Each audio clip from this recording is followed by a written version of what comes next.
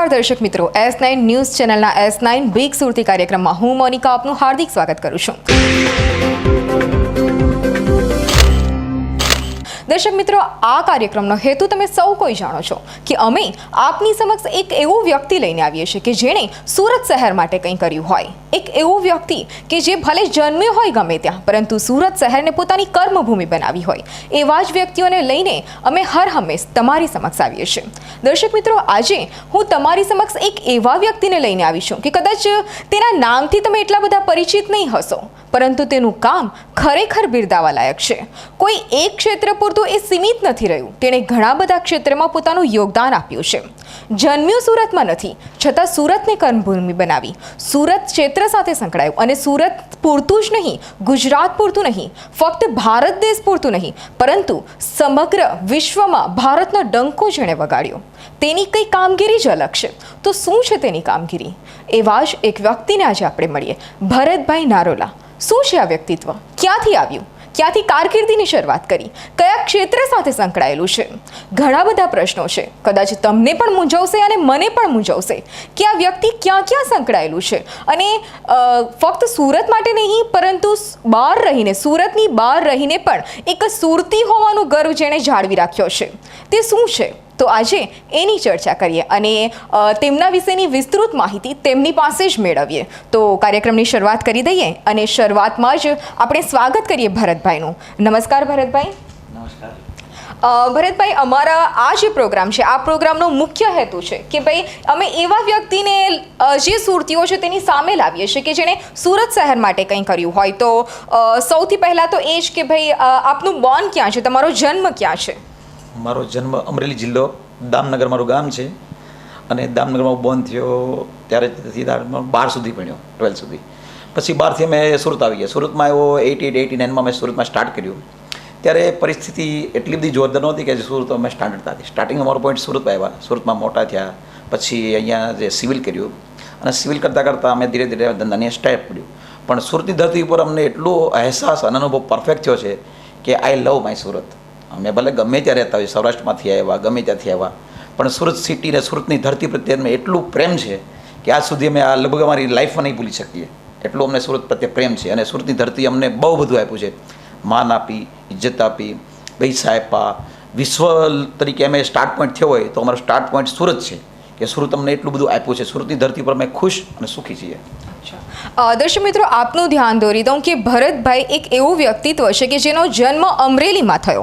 ત્યાર પછી અભ્યાસ ગણો કે પછી કામ કરવાની ધગસ ગણો, તેઓ સુરત શહેરમાં આવ્યા અને સુરત શહેરમાં ધંધાનો વિકાસ કરતાં કરતાં તેઓ કંઈ કેટલાય દુનિયાના કેટલાય દેશોમાં તેઓ ફર્યા છે અને પોતાના ધંધાનો વિકાસ કર્યો છે.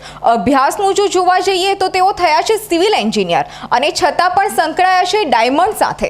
એટલે ઘણી બધા ક્ષેત્રો સાથે સંકળાયા છે અને સાથે જ તેઓ સેવાકીય ક્ષેત્રે પણ એટલું જ તેમનું યોગદાન રહ્યું છે.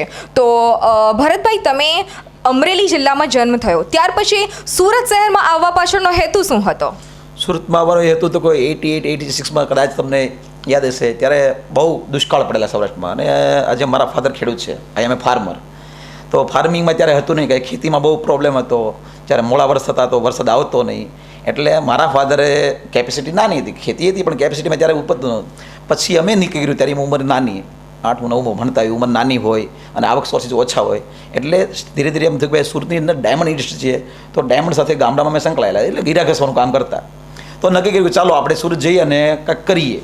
ત્યારથી અમે શિફ્ટ થવાનું કર્યું, ભાઈ ચાલો સુરત જવું છે એટલે સુરત જઈએ અને કાંઈક કરીએ. એટલે સુરત આવવાનું હેતુ એ હતો કે અહીંયા બિઝનેસ ઓફ ડાયમંડ હતું અને ડાયમંડને સંકળાયેલા અમે કામ કરતા સૌરાષ્ટ્રની અંદર, ગામડાની અંદર. તો એ મારા ગામની અંદર ડાયમંડ ફેક્ટરી ચાલતી નાની નાની, એમાં અમે કામ કરતાં વિચાર આવ્યો કે હાલો સુરત જઈએ. અને સુરતથી અમે સ્ટાર્ટ પોઈન્ટ કર્યો. સુરતમાં આવ્યા એટલે સુરતમાં તો કેવું થયું પહેલાં કે હીરા ઘસવાનું કામ કર્યું, સાથે સાથે ભણવાનું કામ કરતા હતા. અડધો ટાઈમ હીરા ઘસવા જઈએ, અડધો ટાઈમ ભણીએ. સિવિલ હું કરતો ત્યારે સિવિલમાં અમે કોમ્પ્યુટર સ્ટાર્ટ થયેલા, એ કોમ્પ્યુટરમાં સિવિલ કર્યું. પછી હાફ ટાઈમ ભણવા જવાનું, હાફ ટાઈમ સ્કૂલે જવાનું ને હાફ ટાઈમ ભણવાનું. ત્યારે સેલેરી ઓછી હતી, ખર્ચા ઓછા પડતા. પછી ઓર સાહસ વૃત્તિ આવી. મને એવું લાગે છે, હું આઈ ફીલ કે સુરતની ધરતીમાં કોઈ પણ આવ્યું છે ને તો રિયાલિટીમાં સત્યથી એક લાગે ગમે તે હોય પણ બિઝનેસ લેવલે જેણે સ્ટાર્ટ પોઈન્ટ કર્યો હોય એમાં સૌરાષ્ટ્રની ધરતી પરથી આવનાર વ્યક્તિ એવા છે કે બહુ હું પાછા, એટલે મને વિચાર આવે કે એટલા બધા આપણા સૌરાષ્ટ્રના માણસો આગળ આવ્યા છે, બિઝનેસ કરે છે, તો મારે પણ કાંઈ કરવું છે. એટલે ધીરે ધીરે કરતાં બિઝનેસ ફેક્ટરી કરી, ડાયમંડ ફેક્ટરી કરી. ડાયમંડ ફેક્ટરીથી મેં ધીરે ધીરે કન્સ્ટ્રક્શન બિઝનેસમાં જૂનામાં ગયેલા ત્યારે ડાયમંડ ફેક્ટરીથી ધીરે ધીરે મેં ઇન્ટરનેશનલ બિઝનેસ ચાલુ કર્યો અહીંથી સ્ટેપ બાય સ્ટેપ. તો મારા મિત્ર સર્કલ બધા ડાયમંડમાં હતા, તો એના થકી મેં ધીરે ધીરે આગળ વધ્યા.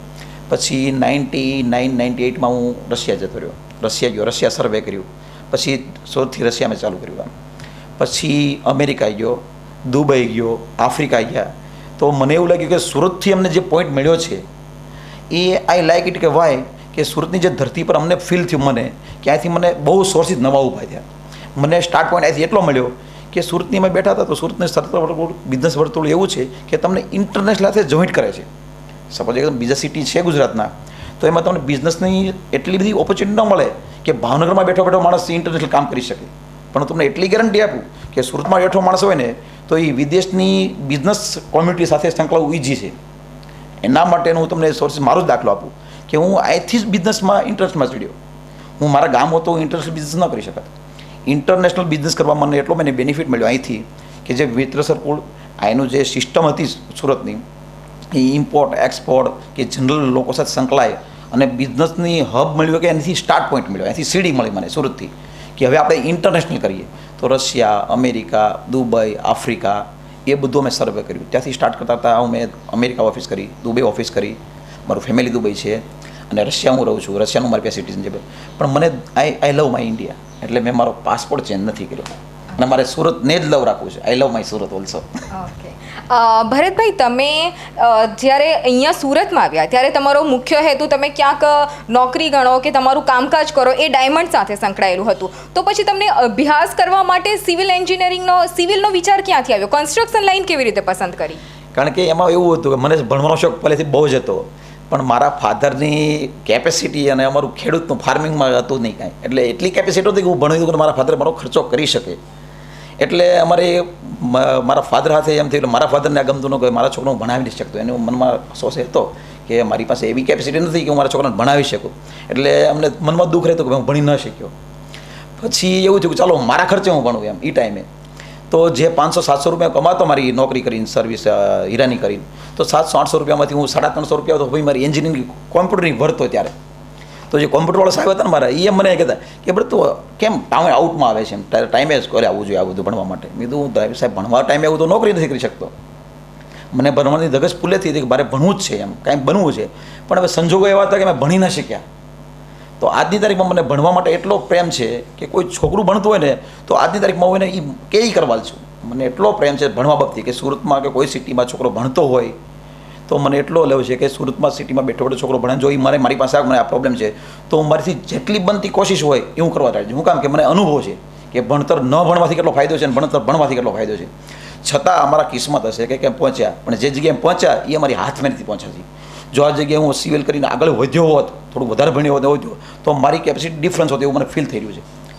કે આજે હું ભણ્યો ઓછું પણ છતાં મને એવું લાગે કે આ લિટલ ઓછું પડે ઇન્ટરનેશનલમાં મારે કામ. એટલે સુરત સિટી મારો સ્ટાર્ટ પોઈન્ટ હતો ને તો મને ભણતર અહીંથી મળ્યું ખરું, પણ સાથે સાથે બિઝનેસ પણ મળ્યો. ભણવાનું તો સ્ટાર્ટ મેં ગામડેથી એમ કર્યું, ભણો હાફ ટાઈમ ભણ્યો આપણે, પણ એની સાથે સાથે મને ઇન્ટરનેશનલ જે કામ મળ્યું ને એને હું ફર્સ્ટ પોઈન્ટ સુરતને મેં કહું છું કે સુરતની ધરતી એવી છે કે અહીંથી સ્ટાર્ટ પોઈન્ટ તો બહુ સરસ મળે છે. ભરતભાઈ, સુરતમાં વ્યવસાય કરતાં કરતાં તમને સુરતની બહાર જવાનો વિચાર કેવી રીતે આવ્યો કે ભાઈ સુરત પૂરતો જે મારો બિઝનેસ છે એ સીમિત નથી, હજુ આનેથી વધારે વિકાસ મારે કરવો છે, અને તમે બહાર જવાનો વિચાર તમને ક્યાંથી આવ્યો? એ જ કે બહાર અમે ગયા જ્યારે હું કામ કે મારા મિત્ર સર્કલ જે ડાયમંડ બિઝનેસ છે એમાં ઝાઝા ભાગે લોકો ઇન્ટરનેશનલ કામ કરતા, અને હું એવા સર્કલ સાથે બેસતો, બધા મિત્ર સર્કલ સારું હતું કે જે ઇન્ટરનેશનલ કામ કરતા. તો મને ખુદને એમ થાય કે હું ભલે નાનો માણસ છું, મારી પાસે નથી, પણ આ લોકો જે કામ કરે છે મારે એકવાર કરવું છે. જે સર્કલ એવા હતા મિત્ર સર્કલ, ફેમિલી સર્કલમાં અમુક લોકો, તો એ યાદ રહેતું કે ભાઈ ઇન્ટરનેશનલ કામ કરવું છે, આ લોકો છે એટલે મને, અને એ સ્ટાર્ટ પોઈન્ટ સુરતમાંથી જ મળે છે. એ મેં પણ જોયું. આજે હું વિદેશ ગયો હતો તો મને સ્ટાર્ટ પોઈન્ટ એવો મળી ગયો કે સુરતમાં જે છોકરો કામ કરે છે એને ઇન્ટરનેશનલમાં કામ જવામાં ઇઝી છે. કે આનું સર્કલ વર્તુળ એવું છે કે જે બિઝનેસ છે ને એ ઇન્ટરનેશનલ બિઝનેસ એ વિદેશની કે દુનિયાની ઘણી કન્ટ્રી સાથે સુરત ડાયરેક્ટ સંકળાયેલું છે. કઈ રીતે? એક તો કાપડમાં, બીજા ડાયમંડમાં, અને એવા અમુક સેક્ટર એવા છે કે જે ડાયરેક્ટ પોસિબલ છે તમે ઇન્ટરેસ્ટમાં કામ કરી શકો. આજની તારીખમાં ડાયમંડ ઇન્ડસ્ટ્રીમાં જે સંકળાયેલો છોકરો હોય કે કોઈ પણ નાનો માણસ હોય એને ઇન્ટરનેશનલમાં જવું હોય ને ઇન્ટરનેશનલ બિઝનેસ કરવામાં, તો સુરતનો સ્ટાર્ટ પોઈન્ટ સારો શું કામ મળે કે મિત્ર સર્કલ એક તો. પછી એવું થાય કે એની સ્ટાર્ટ પોઈન્ટમાં તમે કોઈ પણ ફેક્ટરીમાં કોઈ પણ મિત્રને ત્યાં બેસવા જાઓ તો એને ત્યાં જે તમને જોવા મળે કે ભાઈ આ વ્યક્તિ આટલું કરી શકે તો હું કેમ ન કરી શકું. અને બીજો સપોર્ટ મળે છે કે અહીં સુરતની ધરતી પર એક કરું કોઈ વ્યક્તિ આવે તો એકબીજાને સપોર્ટ કરીને એને આગળ લઈ જવાની ધારણા છે અત્યારે. તો મારા મિત્ર સર્કલ બધા ઇન્ટરનેશનલ કામ કરતા એટલે મને લાગ્યું મેં તો આ કરવા જેવું છે, તો એના સહકારથી હું ઇન્ટરનેશનલમાં એન્ટ્રી થયો. અચ્છા, અને આજે તમે સુરતીની સાથે સાથે એક NRI વ્યક્તિની પણ છાપ ધરાવો છો, તો સુરત છોડવાને તમને કેટલા વર્ષ થયા? સુરત છોડવા મારે એટલે 17 વર્ષથી મેં સુરત છોડી દીધું કન્ટિન્યુ. ટોટલ મારે 19 વર્ષ થયા મેં સુરત છોડી દીધું, પણ 2 વર્ષ હું આવજાવ કરતો. 17 વર્ષ મારું ફેમિલી અને બધા અહીંથી જતા રહ્યા છે, પણ હવે સુરત નથી ભૂલતા. શું કામ કે સુરત અમારું સ્ટાર્ટ પોઈન્ટ છે, કે અમારી કર્મભૂમિ અમે ગણીએ છીએ. ભલે અમે NRI છીએ, બહાર રહીએ છીએ, અત્યારે મારે ઘણા દેશમાં ઓફિસ છે, આજે ધારું તો મને અહીંયાની સિટીઝનશીપ મળે છે, પણ હું સિટી એક્સેપ્ટ નથી કરતા હું કે મારે આઈ લવ સુરત એટલા માટે. અને મારો જે સ્ટાર્ટ પોઈન્ટ સુરત છે એટલે હું મારી નેવર ફોરગેટ સુરતને હું ક્યારેય ભૂલીશ નહીં. તો સુરતની સાથે તમે જે બીજી બધી કન્ટ્રી સાથે જોડાયા છો, તો સ્પેશિયલી સુરત માટે તમારું કયા ક્ષેત્રમાં એવું યોગદાન રહ્યું હતું કે કઈ એવી વસ્તુ હતી કે જેના પ્રત્યે તમે તમારા જે કામગીરી બતાવીને તમે પોતાને એવો સંતોષ થયો હોય? કામગીરીમાં તો આજે મિત્ર સર્કલ છે બહુ બધા, એ લોકો એમ કહેતા કે આપણે કાંઈ કરીએ એટલે હોસ્પિટલ આપણે કિરણ હોસ્પિટલ છે તો એમાં પણ હું યોગદાન સારું છે. બીજા સમાજના ઘણા કાર્યો એવા છે, પટેલ સમાજમાં હું ટ્રસ્ટી છું, એમ આમાં ટ્રસ્ટી છું, એમ સમાજના ટ્રસ્ટીમાં સમાજના યોગદાનમાં બધે જ અમે યોગદાન આપીએ છીએ. કોઈ પણનો ફોન આવ્યો હોય, કોઈ પણ મિત્ર સર્કલમાંથી એમ કહે કે પ્રભુ આ કામ કરવા જેવું છે સમાજનું સોશિયલ વર્કમાં, એવરી ટાઈમ ઘણા મિત્રો મને કહે છે અને અમે કરીએ છીએ કામ કે સોશિયલ વર્કનું કામ આપણે કરવું છે. એટલે અમે સોશિયલ વર્કમાં તો સુરતમાં પૂરી રીતે સંકળાયેલા છીએ અને સંકળાઈને રહેવું છે અને ભવિષ્યમાં રહેશું.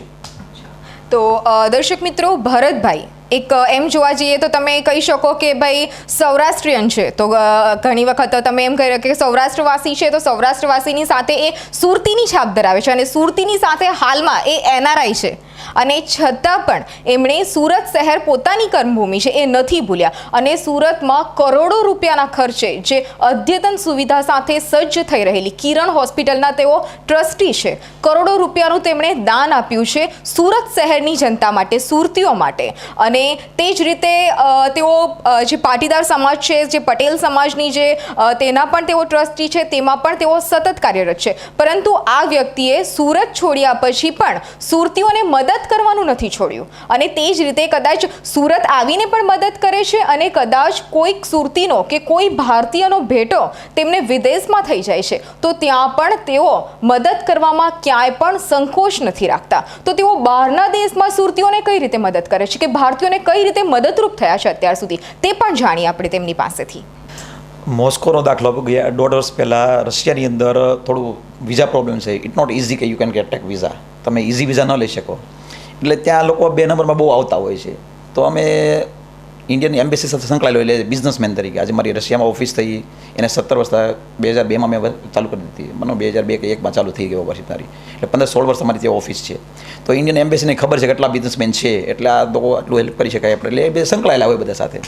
તો ઘણીવાર એવું દાખલા બનતા કે અહીંથી અમેરિકા લોકો ઉડીને 2 નંબરમાં જતા રહ્યા હોય, કોઈ રશિયા આવી જાય છે, કોઈ ઓસ્ટ્રેલિયા જતા રહે છે. એવી રીતે રશિયામાં 10 થી 12 છોકરા આવેલા બધા થઈને, એમાં 6 છોકરા એવી રીતે ફસાઈ ગયા. એ છોકરા ફસાણા ને એને લોકોએ 2 નંબર અહીંથી ઘૂસેલા, એને ખબર નહીં કે આવી રીતે હશે, એટલે અહીંથી અજાણમાં આવી જાય, એટલે અમને જાણ મળે તો અમે ગ્રુપ ચલાવ્યા, બધા કેમ્પેન નાખતા હોય મિત્ર તરીકે. તો ઇન્ડિયનનું અમારે સર્કલ સારું છે રશિયાની અંદર. તો એ છોકરાને અમે છોડાવ્યા, મોતના મુખમાંથી અમે છોડાવી અને પછી એને ઇન્ડિયા પરત કરીએ, અથવા એને નોકરી આપીએ, નોકરીમાં સપોર્ટ કરીએ, એને જરૂર કરે જ્યાં સુધી એને નોકરી ન મળે ત્યાં સુધી અમે એનો ખર્ચો ઉઠાવીએ. કોઈની પાસે પૈસા ન હોય તો અમે એને ત્યાંથી પાછા મોકલવાનો અમે કોશિશ કરીએ. એટલે આવું અમે કેમ્પેન ત્યાં ચલાવીએ. અમેરિકામાં ચાલે છે અમારું, રશિયામાં ચાલે છે, દુબઈમાં પણ એવું છે. દુબઈમાં કોઈ વ્યક્તિ અમારું કે કોઈ લેબર વર્ગ વધારે છે દુબઈની અંદર, તો શું છે કારણ ઘણી વાર ત્યાં એવું થાય કે કોઈનો પત્ની મરી ગઈ હોય, કોઈનો ખુદ ઓફ થઈ ગયા હોય, તો એની બોડી લઈ જવાની પૈસા ન હોય કારણ કે એ ખુદ પહેલો જતો રહ્યો. હવે એની ગવર્મેન્ટ બોડી મોકલે નહીં ત્યાં, પછી ત્યાંનું આપણે દુબઈની અમારી એમ્બેસીમાં સંકળાયેલા છીએ, એટલે એ લોકો ગ્રુપ ચાલે આપણું ત્યાં. તો એના અમે ખર્ચા ઉઠાવીએ. શું કામ કે આપણે વ્યક્તિની બોડી એના ફાધર કે એના મધર કે એના ફેમિલી સુધી મળી જાય.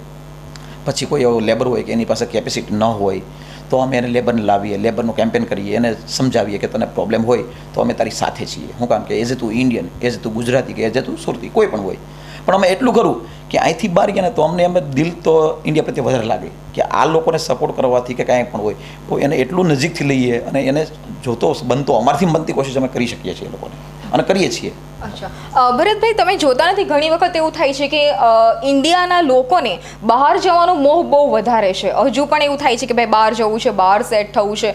તમને શું લાગે છે કે એ વસ્તુને કઈ રીતે લેવું જોઈએ? એક એનઆરઆઈ વ્યક્તિ પણ છો અને સાથે એક ભારતીય તરીકેની લાગણી પણ તમારામાં જોવા મળે છે. તો જે યંગ જનરેશન છે કે જે લોકો છે કે જેને બહારનો મોહ છે, તેને તમે શું કહેવા માંગો છો? હું તો કહું મોસ્ટ વેલકમ. તમે બહાર નીકળો, ઇન્ડિયાથી જાઓ, કમાઓ, દેશને નહીં ભૂલો. પણ છતાં મારું એટલો કહેવાનો છે, તમે ગમે ત્યાં આવો તો એવા પોઈન્ટથી આવો કે તમને ત્યાં પહેલાં સ્ટાર્ટિંગ પોઈન્ટ પર પરફેક્ટ હોવો જોઈએ. તમે ડાયરેક્ટ નહીં જતા રહ્યો ક્યાંય. તમે વિદેશમાં આવો, વિદેશમાં જાઓ, ગમે તે કરો, તમે નીકળો બહાર. તમે ભારતનું નામ રોશન કરવા નીકળો છો, તમે તમારે કમાવા માટે નીકળો છો, તમારે બિઝનેસ કરીને તમારે કાંઈ કમાવાની ગણતરી છે. ઘણા છોકરાઓ ભણીને ટોપેસ્ટ બન્યા છે કે એ છોકરાઓની છે ત્યાં માંગ, પણ ઘણી વાર એવું ને એ થોડું લિંક સુધી પહોંચ્યા ન હોય છોકરા. ઘણા છોકરા એવા હોય કે એને લિંક ન ખબર હોય કે ક્યાંથી ક્યાં જવું. તો એ લોકો શું કરે ખબર છે કે એ લિંક સુધી પહોંચવા માટે કોઈ પણ 2 નંબરના રસ્તા પકડાઈ લે છે. તો એમ કોઈ એમ નહીં કરો. એની સોશિયલ વર્ક છે, નેટવર્કની અંદર આજની તારીખમાં ગૂગલની અંદર તમે સર્ચ કરો, બધું તમને મળી જશે.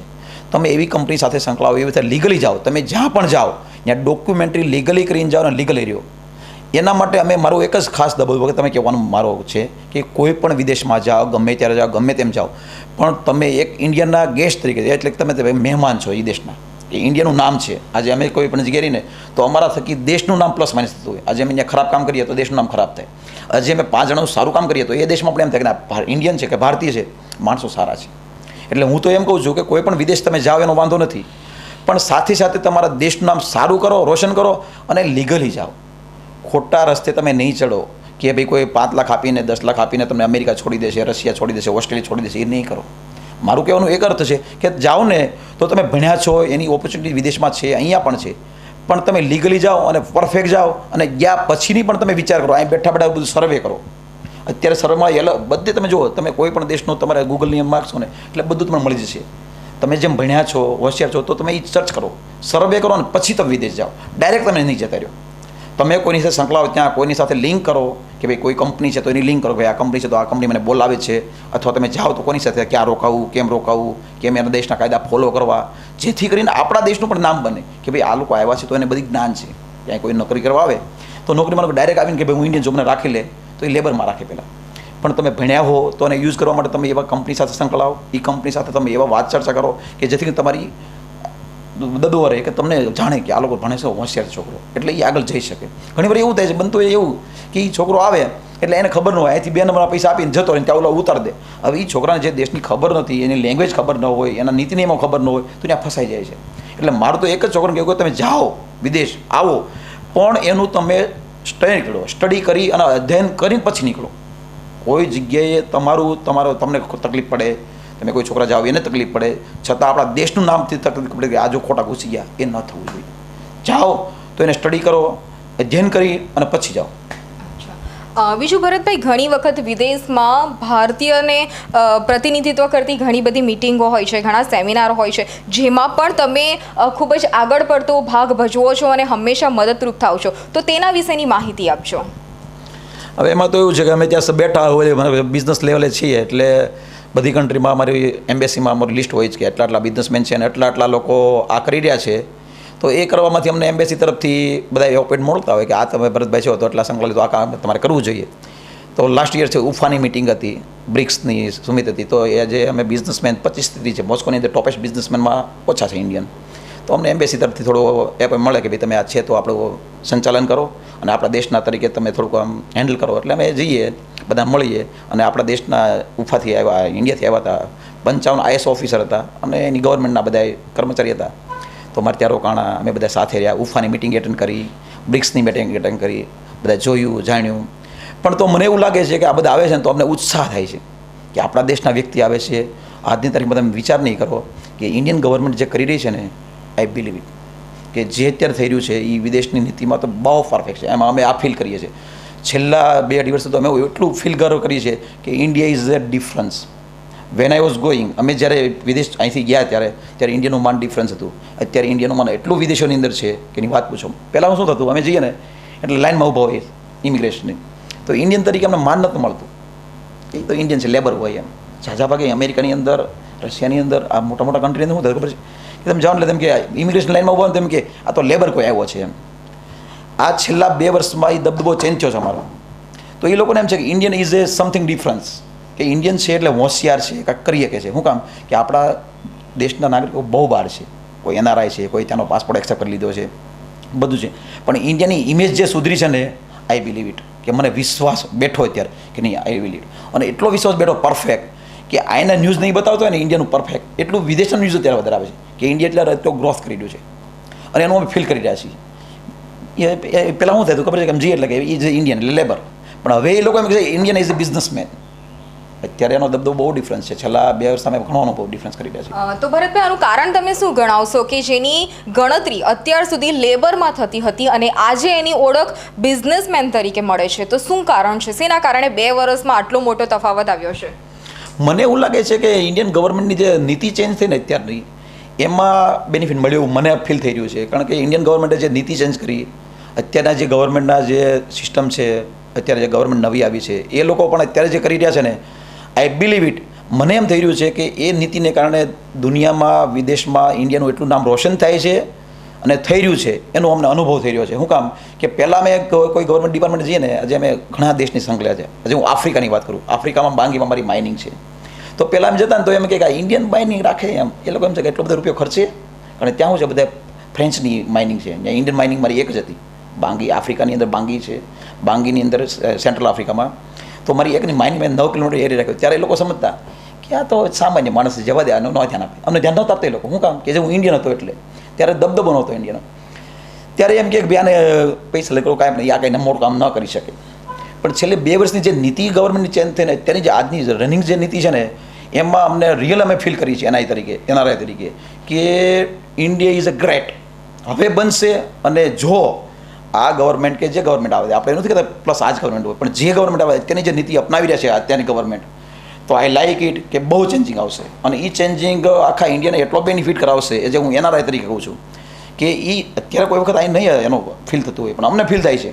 વિદેશની અંદર જે સિસ્ટમ ચેન્જ કરી અત્યારની ગવર્મેન્ટે, એની ઉપરથી અમે એટલું ફીલ કરી રહ્યા છીએ કે આવનાર સમયમાં હવે ઇન્ડિયન વ્યક્તિ તરીકે તમારું નામ ચેન્જ થશે. અત્યારનું છે કે અમેરિકન પાસપોર્ટ હોય ને, તમને વિદેશમાં જાઓ એટલે તે કે ઓહ ઇટ ઇઝ અમેરિકન, એટલે અમેરિકન પાસપોર્ટ લાઈન ચેન્જ કરી દે આ લોકો. ઇન્ડિયન પાસપોર્ટ એટલે લેબર રાખતા, પણ છેલ્લા 1 વર્ષમાં અમે એટલું ફીલ કરી રહ્યા છીએ, કોઈ પણ કન્ટ્રી જઈએ તો કે એઝ એ ઇન્ડિયન, એમ ઇન્ડિયન તરીકે પાસપોર્ટ તો કે ના વેલકમ. પહેલાં કરતાં અમને ક્વેશ્ચન ઓછા થઈ ગયા કે તમે શું કામ આવ્યો છો ભાઈ, શું કરો છો અહીંયા. તો હવે વિદેશમાં અમને એટલું પૂછતા નથી. શું કામ કે આજે ઇન્ડિયાની નીતિ ચેન્જ થઈ છે વિદેશ સાથે, અને વિદેશમાં જે નામ રોશન થયું છે ને ઇન્ડિયાનું, એમાં અમને 100% ગર્વ થાય, 100%. અમે તો આમ દબદબો બનાવ્યો. શું કામ કે ઇન્ડિયામાં નામ રોશન થયું હવે, અને ઇન્ડિયાનો દબદબો વધશે હજી, જે નીતિ ચેન્જ કરી અને જે અત્યારની ગવર્મેન્ટ જે કામ કરી છે, આઈ લાઇક ઇટ. ભરતભાઈ, તમને અત્યારે તમે એમ જોવા જાય તો સિટીઝનશીપ તમે ભારત દેશનું ધરાવો છો, અને તેમ છતાં પણ બીજા 4 કન્ટ્રી એવી છે કે જેની સિટીઝનશીપ તમને મળી શકે એવી છે. તો શું તમે દર વર્ષે કે જ્યારે પણ અહીંયા વોટિંગ કરવાનું હોય છે તો સ્પેશિયલી તમે ઇન્ડિયા આવો છો ખરા, કે તમે એ વસ્તુમાં બાંધછોડ થઈ જાય છે? કેવી રીતે એડજસ્ટ કરો છો? કારણ કે તમારા જેવા કંઈ કેટલાય ભારતીયો વિદેશમાં વસ્યા છે, તો તમે જણાવ્યું હતું કે ભાઈ વોટિંગનો પ્રશ્ન અમને સૌથી મોટો પ્રશ્ન સતાવે છે, અને આ વખતે પણ તમારી મુલાકાત ઇન્ડિયા માટેની સ્પેશિયલી આને લઈને હતી. તો એ બાબતે શું સમસ્યા છે અને કઈ રીતે તમે એને સોર્ટ આઉટ કરવા માંગો છો? હવે એમાં એવું છે કે 2-3 વર્ષ થયા છે સમથિંગ, આઈ થિંક સો, ઇન્ડિયાનું ડેલિગેશન આવેલું દુબઈ, રાજકારણી ડેલિગેશન હતું, બિઝનેસ ડેલિગેશન આવ્યું, તો એ નાના કારણે આવ્યું. એટલે મેં મારે ત્યાં મિટિંગ રાખેલી, અમારું બિલ્ડિંગ છે અલમાસ ટાવરમાં મિટિંગ, એટલે અમે બધા બિઝનેસમેનને ભેગા કર્યા. આજે હું ત્યાંનું એસોસિએશન, ડાયમંડ એસોસિએશન, પટેલ સમાજ, ત્યાંનો અને ગુજરાતી સમાજમાં હું સંકળાયેલો ટોપ લેવલ પર છું. ગુજરાતી સમાજના બધા માણસો છે અમારી સાથે. તો અમે એવું નક્કી કર્યું કે ભાઈ આપણે એટલા બધા અહીંયા છીએ, 2,60,000 ગુજરાતી વોટર છે, અને ટોટલ 26,50,000 ઇન્ડિયન વોટર છે જે યુએઈની અંદર. તો 2.5 લાખ ખાલી મારા દુબઈમાં હોય, હું દુબઈમાં જ રહું છું, એટલે તો 2.5 લાખ વોટર હોય તો એને વોટિંગ હક છે ખરો, પણ એ આવી નથી શકતા. આજે લેબર વ્યક્તિ હોય તો એ કંઈ 2,000 ટિકિટ ખર્ચીને એક દી વોટ કરવા ન આવી શકે. એટલે મેં કેમ્પેન કર્યું ત્યારે એક રજૂઆત કરી લીધી આ લોકોને કે ભાઈ તમે કોઈ એવું કાર્ય કરો કે જેથી કરીને ઇન્ડિયનને વોટનો હક તો છે જ એનઆરઆઈને, પણ એ જ્યારે ઇન્ફોર્ચ્યુનેટલી છીનવાઈ ગયેલો છે, કારણ કે એને આવી શકવાની તાકાત નથી. તો મેં રજૂઆત ત્યારે કરી મેં કીધું ઓનલાઈન વોટિંગ કરો અને અમને કાંઈક ચાન્સ આપો એવો કે અમે અહીં બેઠા બેઠા ગવર્મેન્ટને વોટિંગ કરી શકીએ. અમારી પાસે રાઇટ વોટિંગનો છે પણ દઈ નથી શકતા ખર્ચાને કારણે. તો ત્યાં મેં કેમ્પેન કરેલું, ત્યાં બધાની વિચારધારા એ જ આવી. બધાએ એમ કીધું ભરતભાઈ તમે આમાં કંઈક કરો, અને તમે શક્ય હોય તો કંઈ રજૂઆત કરો કે ઇન્ટરનેશનલમાં જે પણ એનઆરઆઈ છે એને વોટિંગનો ચાન્સ મળે, અને એવો ચાન્સ મળે કે એ વ્યક્તિ ત્યાં બેઠો બેઠો અહીં વોટિંગ કરે. અમે જોઈએ છીએ જો દુબઈની અંદર વોટિંગ હોય ને, વિદેશમાં, દુબઈમાં કિંગડમ છે એટલે ફિલિપાઇન્સ હોય, કોઈ પણ બીજા દેશનું વોટિંગ હોય, ત્યાં આફ્રિકન કન્ટ્રીઝ હોય, બીજા કન્ટ્રીના રહેતા હોય છે આપણે ઇન્ડિયન, તો એ લોકોનું એમ્બેસીમાં વોટિંગ થાય. એટલે અમે જોઈએ કે આ દેશનો જે વોટિંગ છે યાર, એ દેશમાં વોટિંગ હોય તો અહીં વોટિંગ કરતા હોય છે. એટલે એમ્બેસી મેં રજૂઆત એકવાર કરી કે ભાઈ સાહેબ આનું કાંઈક ચેન્જિંગ કરીએ તો આપણે ગવર્મેન્ટ ઇન્ડિયનને કહીએ તો કે ભાઈ વોટિંગ આપો, તો કંઈ પ્રોસેસ બહુ ડિફરન્સ છે. તો ત્યારે મેં કરેલું, પણ એની ધીરે ધીરે, પણ અત્યારે હું એક સ્પેશિયલ એવું આમ જીક લાવ્યો કે મારે ગવર્મેન્ટને થોડુંક એવું છે, એની ગવર્મેન્ટ જે સંકળાયેલો હોય કે ભાઈ તમે આ અમને રાઇટ આપો. આજે અમે એનઆરઆઈ થઈ ગયા છીએ, મારે પાસપોર્ટ મારો ચેન્જ નથી કરવો, મારે એનઆરમાં ઇન્ડિયન જ રહેવું છે, પણ ઇન્ડિયન હોવા છતાં મારે સેવાનો લાભ મળે, મને એની ગવર્મેન્ટ તરફથી જતો તો અમે કંઈક ચાન્સ મળે. તો ફોરેન વોટરમાં એનઆરઆઈ વોટર મિલિયન્સોમાં છે, તો એને આ મોકો મળે એની અમારી એક આજ્ઞા છે કે એક શું કહેવાય એને પેલું ઓલું કરીએ અમે એને કે ભાઈ તમે આવો અથવા અમને ચાન્સ આપો કાંઈ. અમે એક રિક્વેસ્ટ કરીએ છીએ ગવર્મેન્ટને કે સાહેબ આમાં કાંઈક કરો. કોઈ પણ કર્મચારીમાં સંકળાયેલા હોય, કોઈ પણ જે લેવલનો ડિપાર્ટમેન્ટ હોય, એને અમે રિક્વેસ્ટ કરીએ કે આ ડિપાર્ટમેન્ટ તમે અમને કાંઈ ચાન્સ આપો, ઓનલાઈન વોટિંગનું કરો.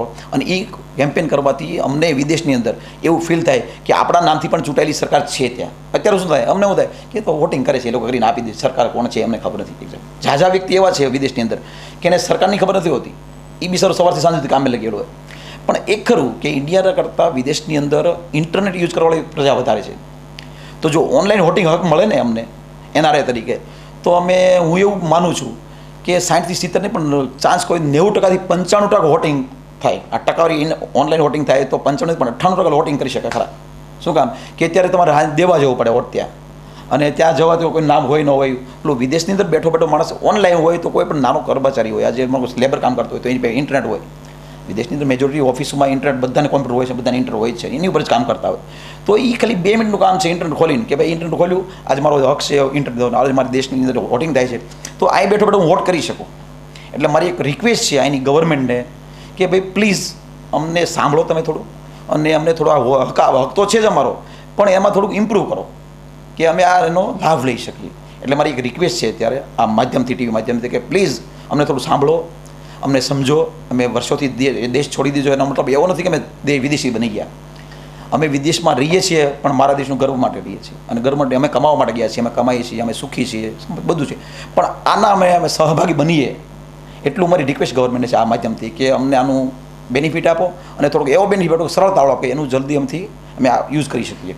એટલે ઇન્ટરનેટ વોટિંગ એનઆરઆઈ કરી શકે એનો મારો મેઇન કેમ્પેન અત્યારે હું લઈને આવ્યો. ભાઈ આનું લાવો તો એના થકી વિદેશમાં બેઠો બેઠો ભારતીય નાગરિક એમ કહી શકે કે ભાઈ આજે મારા દેશમાં મેં ચૂંટેલી સરકાર છે.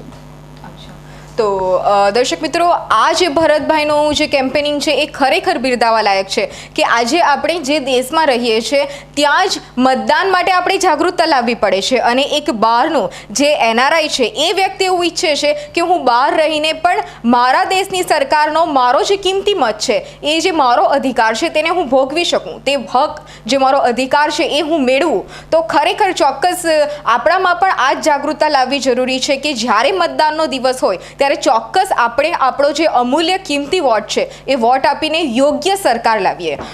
ભરતભાઈ, જ્યારે તમારી જે રીતે તમે બધી જ કામગીરી વિશે જણાવ્યું, તો સાથે એક વસ્તુ એવું પણ થાય છે કે ઘણી વખત આપણાથી આપણો જે જન્મભૂમિ છૂટી જાય છે, કર્મભૂમિ છૂટી જાય છે, તો ત્યાર પછી આપણે તેના પ્રત્યેનો મોહ ઓછો થઈ જાય છે. તમે જ્યાં જન્મા હતા ત્યાં પણ તમે ક્યાંક કોઈક રીતે સંકળાયેલા છો કે ત્યાં તમે તમારા માતાજીના નામથી એક શાળા બનાવી છે, તો તે વિચાર તમને ક્યાંથી આવ્યો અને એનો હેતુ શું હતો? હવે એ તો બહુ ડીપ છે, કારણ કે આજે હું ભણ્યો નથી મારા ગામમાં. મારા ગામ દામનગર હતું, એમાં હું ભણી ન શક્યો. હું કામ કે એ પરિસ્થિતિ લાયક નહોતું. પછી મને ભણવા પ્રત્યે બહુ પ્રેમ છે. આજે કોઈ પણ ભણતું હોય ને તો આઈ લવ ઇટ, કે મને એ બહુ ગમે વધારે. મારું ફર્સ્ટ પોઈન્ટ મારી લાઈફના અંદર છે કે કોઈ પણ ભણતો હોય, ભણવું જરૂરી છે, ભણજો, અને ભણવાથી જ બધું થાય છે.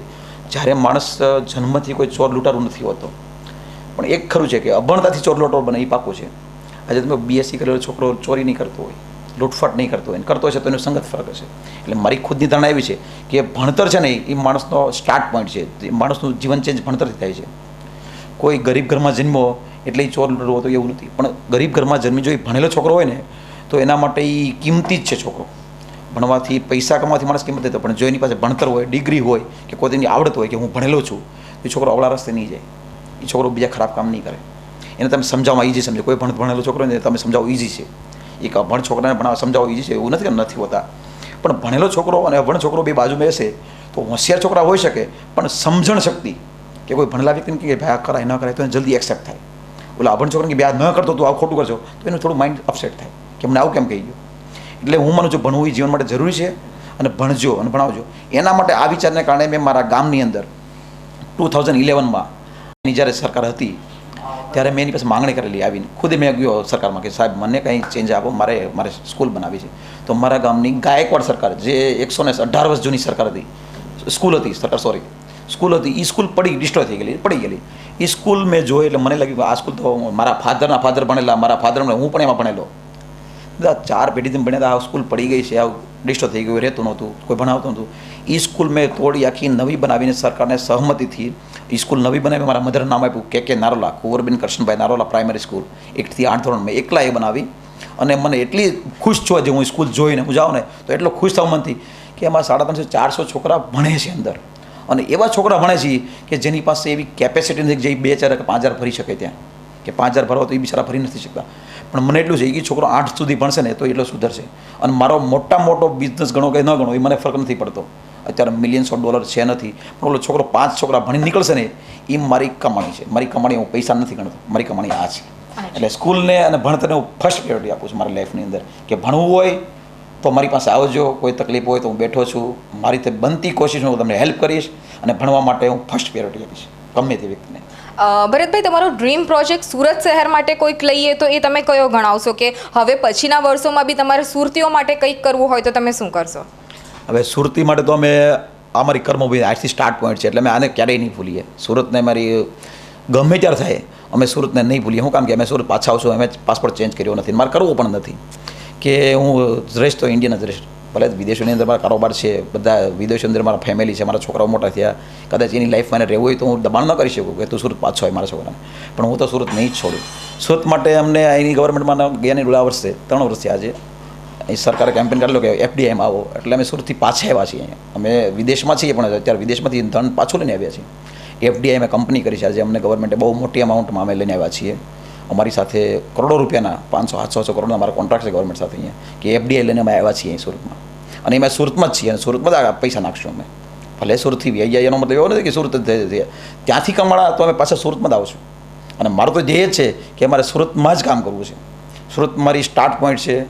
અને સુરતમાં જે મારો પોઈન્ટ જે સ્ટાર્ટ થવાનો હું અહીંથી બહાર નીકળ્યો ને તો મને એવું છે કે સુરતની ધરતી પરથી હું બહાર નીકળ્યો છું. એટલે ધરતી ઉપર મારે કાંઈ કરવું છે. અને હજી અમે આવ્યા છીએ તો અહીંયા બિઝનેસ અમારે ચાલુ છે, મોટા ઘણા કામો ચાલે છે, ઘણા કન્સ્ટ્રક્શનનું કામ છે, ડાયમંડ ફેક્ટરીમાં છે, મારું રફનું કામ બહુ મોટું છે. મારી પાસે રફના બિઝનેસ સોર્સ બહુ મોટા છે. અહીંની બહુ સેલિંગ મારે મોટું છે ભાવનગર, સુરતમાં. તો આ પ્રમાણે અમને એવું થાય છે કે સુરત ઇઝ આઈ લવ. અને સુરતની અંદર અમે ગમે ત્યારે સુરતની પ્રજા માટે, સુરત માટે અમે ગમે તે કરી આવે, ગમે ત્યારે કોઈ બી આવે અમે કામ કરશું, સુરતમાં જ કરશું. સુરતથી સ્ટાર્ટ પોઈન્ટ છે એટલે સુરતને નહીં ભૂલી ક્યારેય પણ. તો દર્શક મિત્રો, આજની આપણી આ મુલાકાત હતી ભરતભાઈ સાથેની, એક NRI વ્યક્તિ કે જેણે હજુ પણ નથી ભૂલ્યો કે એ પોતે મૂળ એક સુરતી છે અને એ જ ઓળખને એ જાળવી રાખવા માંગે છે.